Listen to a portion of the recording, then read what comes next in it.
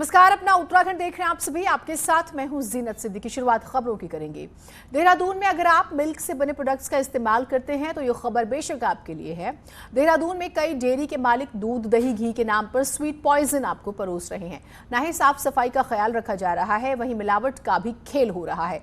आपकी सेहत इसे ये बिगाड़ सकता है। इसे लेकर खाद्य सुरक्षा विभाग भी सतर्क हो चुका है और लगातार कार्रवाई कर रहा है। विभाग ने एक साथ कई दूध की डेयरी पर छापेमारी की है, जिसमें टीम को मिलावटी दूध, पनीर, मक्खन और घी मिला है। सैंपल जांच के लिए भेजे गए हैं। साथ ही मिलावटी घी, मक्खन और पनीर को नष्ट करने की कोशिशें तेज हो चुकी है। जांच रिपोर्ट आने के बाद डेयरियों पर कार्रवाई की जाएगी। प्रोडक्ट को लेकर लगातार एफडीए की टीम छापेमारी कर रही है। अभी एफडीए की टीम एक डेयरी में पहुंची है जहां उनको दूध, दही, मक्खन और जो घी जो या इस डेयरी का बना है उसमें कुछ सस्पेंस मिले हैं। आप देख सकते हैं कि किस तरीके का मक्खन इस डेयरी में देखने को मिला है। आप ये देख सकते हैं कि इस मक्खन की स्थिति किस तरीके से होती है, जिसे इसे मक्खन बताया जा रहा है। और ये इसकी स्थिति आप देख सकते हैं कि किस तरीके की है और किस तरीके से ये रखा गया है।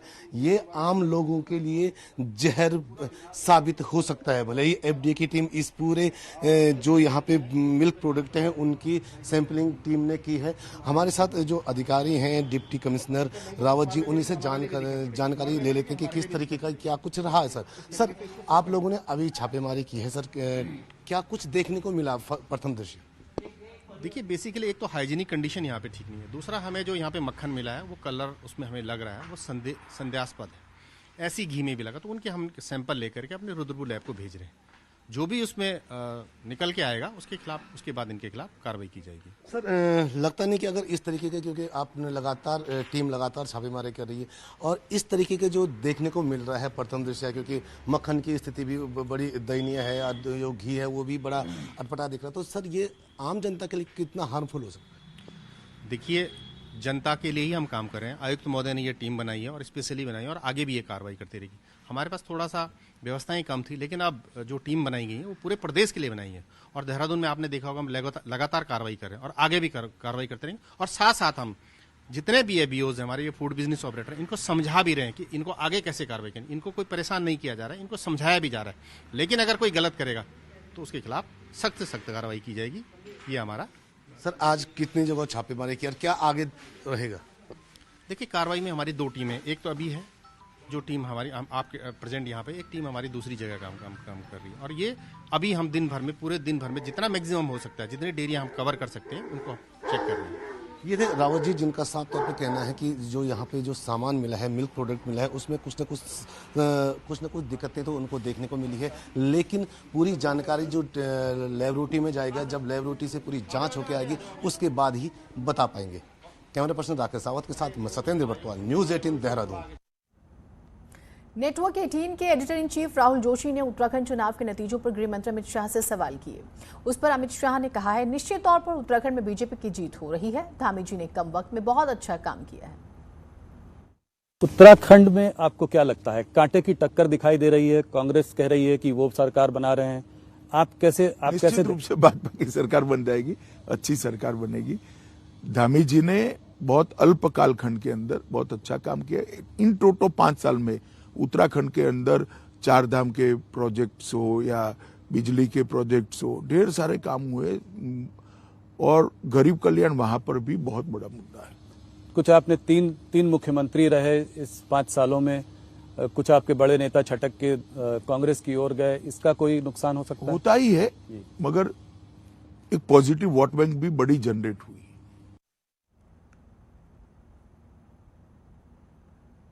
देश में यूनिफॉर्म सिविल कोड के सवाल पर गृहमंत्री अमित शाह ने नेटवर्क 18 के editor in chief Rahul Joshi से कहा, उत्तराखंड के मुख्यमंत्री ने चुनावी घोषणा पत्र में यूनिफॉर्म सिविल कोड की बात कही है, लेकिन देश में सिविल कोड लागू करने से पहले व्यापक चर्चा करनी होगी। इस चुनाव में यूनिफॉर्म सिविल कोड का भी मुद्दा उठ गया। आप लोगों ने उत्तराखंड के चुनाव के 2-3 दिन पहले ही आप लोगों ने इस मुद्दे को उठाया, तो क्या आपकी सरकार इसको आगे बढ़ाएगी? देखिए, उत्तराखंड के मुख्यमंत्री जी ने उत्तराखंड नई सरकार जो बनने वाली है इसकी घोषणा में इसको शामिल किया है। अंत में जी उन्होंने एक प्रेस कॉन्फ्रेंस कर, तो मैं मानता हूं कि उत्तराखंड में ये हमारी सरकार बनने के बाद हम इसको करें। पर ये देश भर में लागू होगा? वो बहुत व्यापक चर्चा करनी पड़ती है, करेंगे सबसे चर्चा। पर ये शुरुआत है। हाँ, ये शुरुआत। गृह मंत्री अमित शाह का ये पूरा इंटरव्यू देखिए आज रात 8 बजे न्यूज 18 यूपी उत्तराखंड पर। देहरादून से खबर आ रही है, हरिद्वार में पंचायत चुनावों को लेकर कांग्रेस ने विरोध शुरू कर दिया है। कांग्रेस आरक्षण के नोटिफिकेशन के विरोध में है और उनका कहना है कि आचार संहिता के बीच नोटिफिकेशन ठीक नहीं है और ये नोटिफिकेशन 10 मार्च के बाद जारी हो। वहीं इसके विरोध में कांग्रेस के प्रदेश अध्यक्ष आज मुख्य निर्वाचन अधिकारी को ज्ञापन सौंपेंगे। तो प्रदेश अध्यक्ष ज्ञापन सौंपने वाले हैं। कुल मिलाकर इस मुद्दे को लेकर कांग्रेस पार्टी जो है काफी आक्रामक रुख अपनाए हुए हरिद्वार में पंचायत चुनाव का मामला, नाराजगी कांग्रेस जो है लगातार इस पर जारी कर रही है। पूर्व सीएम हरीश रावत ने रविवार को चुनावी थकान मिटाने के लिए और कांग्रेस कार्यकर्ताओं में जोश भरने के लिए कांग्रेस भवन में नींबू सन्नी पार्टी का आयोजन किया, जिसमें पहाड़ की पहचान माल्टा और भांग की चटनी को शामिल किया गया। कांग्रेस कार्यकर्ता इस दौरान जोश और जीत को लेकर आश्वस्त नजर आए। हरिद्वार रुड़की से भी कार्यकर्ता कार्यक्रम में शामिल होने पहुंचे थे। हरीश रावत ने कहा है कि कांग्रेस की सरकार बनने जा रही है और इसी कड़ी में नींबू सन्नी पार्टी जश्न से पहले की पार्टी है। सरकार बन रही है और उसका एजेंडा उत्तराखंडियत के चारों तरफ होगा और नींबू जो है उत्तराखंडियत का प्रतीक है। उत्साह का माहौल है, सब तरह से समाचार अच्छे हैं। हरिद्वार जो सीट हम 20 साल से हमारे कब्जे में नहीं थी, अब हमारे कब्जे में आ गई है। बहुत मतलब ऐसा माहौल है कि खुशी के मारे कुछ भी खिला दें। इनकी बहुत अच्छी पहल है हरीश रावत जी की। इस बहाने सारे कांग्रेसी इकट्ठे हुए हैं और एक दूसरे से मिल रहे हैं, खुशी मिल रहे हैं और बहुत सब आश्वस्त हैं अपनी भारी जीत को लेकर। उधम सिंह नगर से भी खबर आ रही है, जहां स्वास्थ्य सुविधाओं को बेहतर करने के लिए 15वें वित्त आयोग ने 19 वेलनेस सेंटर्स को मंजूरी दी है। सेंटर्स के लिए 35 लाख से ज्यादा की रकम को मंजूरी मिल चुकी है। इन सेंटर्स में जच्चा बच्चा टीकाकरण के साथ ही कई जांच की सुविधा भी मिलेगी। इसके अलावा ओरल ब्रेस्ट कैंसर की स्क्रीनिंग भी होगी। हर सेंटर में फार्मासिस्ट, एएनएम के अलावा भारत सरकार की ओर से कम्युनिटी हेल्थ ऑफिसर भी नियुक्त होंगे। सबसे ज्यादा 5 सेंटर रुद्रपुर और 3 सेंटर खटीमा में खुलेंगे। फिलहाल जिले में 114 वेलनेस सेंटर संचालित हो रहे हैं। 15 वित्त आयोग में 19 वेलनेस सेंटर के लिए और प्रपोजल आया हुआ है। उसके लिए अभी हम लोग गैप एनालिसिस कर रहे हैं, उसके बाद ही डिसाइड होगा कि उनका आगे क्या करना है। वेलनेस सेंटर में एक फार्मासिस्ट, एक स्टाफ नर्स और जो है लैब की सुविधा, एक डॉक्टर होगा, वहाँ जांचें होंगी और वहाँ पे जो है ई संजीवनी पोर्टल के थ्रू उनको टेलीमेडिसिन की सुविधाएं भी दी जा रही हैं।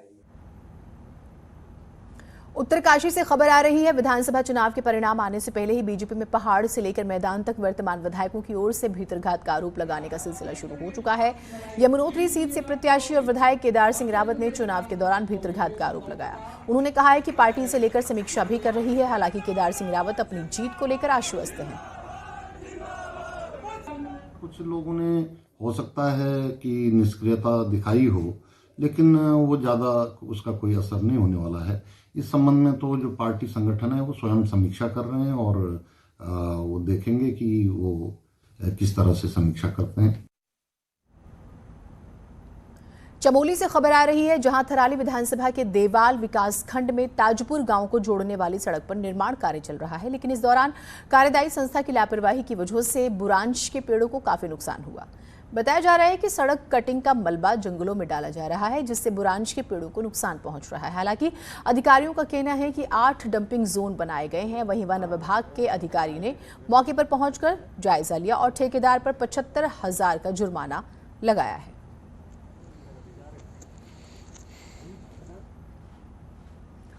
पिथौरागढ़ से भी खबर आ रही है, जहां चौदास घाटी में जमकर बर्फबारी हुई है। घाटी के सभी 14 गांवों में बर्फबारी की खबरें हैं। बर्फबारी होने से तापमान में भारी गिरावट दर्ज की गई है। व्यास घाटी के ऊंचाई वाले इलाकों में भी बर्फबारी हुई है।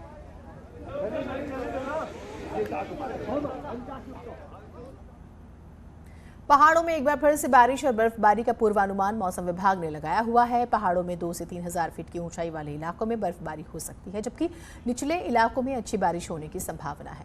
चमोली के ऊंचाई वाले इलाकों में एक बार फिर से मौसम बदल गया है। बद्रीनाथ धाम, हेमकुंड साहिब की ऊंची चोटियों पर बर्फबारी शुरू हो गई है।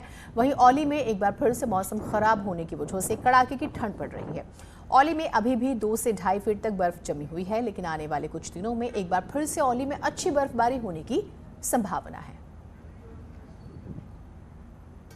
यमुनोत्री धाम से एक दिलचस्प तस्वीर सामने आई है जिसमें हनुमान मंदिर के मुख्य पुजारी भरत महाराज बर्फ में ध्यान लगाते हुए नजर आए।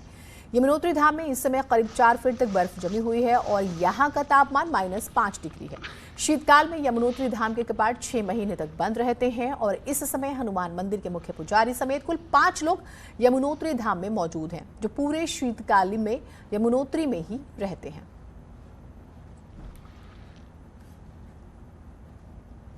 पहाड़ों में इस बार अच्छी बर्फबारी हुई है। बर्फबारी के बाद बागवानी करने वाले किसानों की उम्मीदें भी बढ़ गई हैं। तो वहीं खाद्यान्न विभाग के द्वारा सेब की खेती करने वाले किसानों के लिए उन्नत किस्म के सेब के पौधे भी उपलब्ध कराए जा रहे हैं। मुख्यमंत्री एकीकृत बागवानी योजना HMNE योजना और निःशुल्क बागवानी योजना के तहत किसानों को सेब के पौधे उपलब्ध कराए जा रहे हैं। इस बार 13 हेक्टेयर जमीन पर उद्यान विभाग के द्वारा सेब के पौधों का रोपण किया जाना है, जिसको लेकर उद्यान विभाग ने सभी तैयारियां कर ली हैं। किसानों को पौधे उपलब्ध कराए जाने शुरू हो चुके हैं। विधानसभा चुनाव के साथ कोरोना और ठंड ने पहाड़ के पर्यटन पर असर डाला तो मौसम में बदलाव टूरिज्म के लिए नई आस लेकर आया। सुहावने मौसम की वजह से हिल स्टेशनों पर चहल पहल अब बढ़ने लगी है।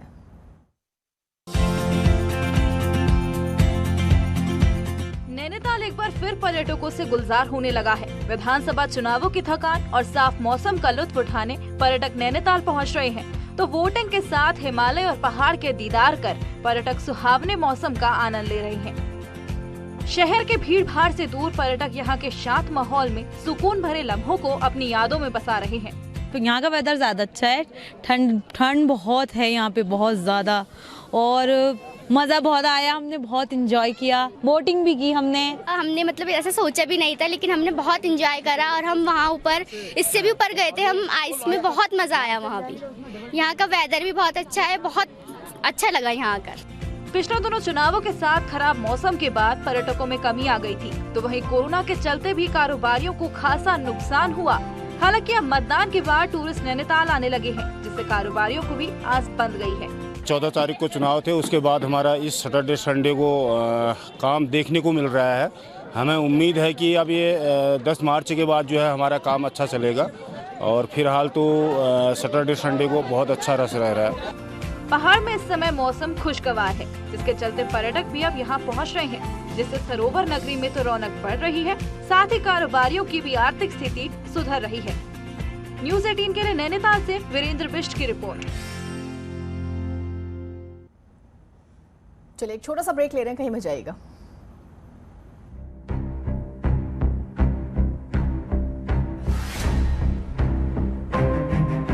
क्या आप मानते हैं कि मुसलमान लड़कियों के लिए ये हिजाब का मुद्दा जायज मुद्दा है? मेरा व्यक्तिगत मानना है जी कि स्कूल के ड्रेस कोड को सभी धर्म के लोगों ने अपनाना चाहिए। डिलिमिटेशन समाप्त होने के बाद जो 6-8 माह का वाजिब समय होगा उसमें हम जरूर चुनाव करा लेंगे। बड़े राज्य में चुनाव अभी कलकत्ते में हुआ जी, जहाँ 0 सीटें आई। तो आप कह रहे हैं 0 सीट? ऐसा मैं नहीं कहता। उत्तर प्रदेश में बहुत बड़े बहुमत के साथ भारतीय जनता पार्टी की सरकार बनने जा रही है।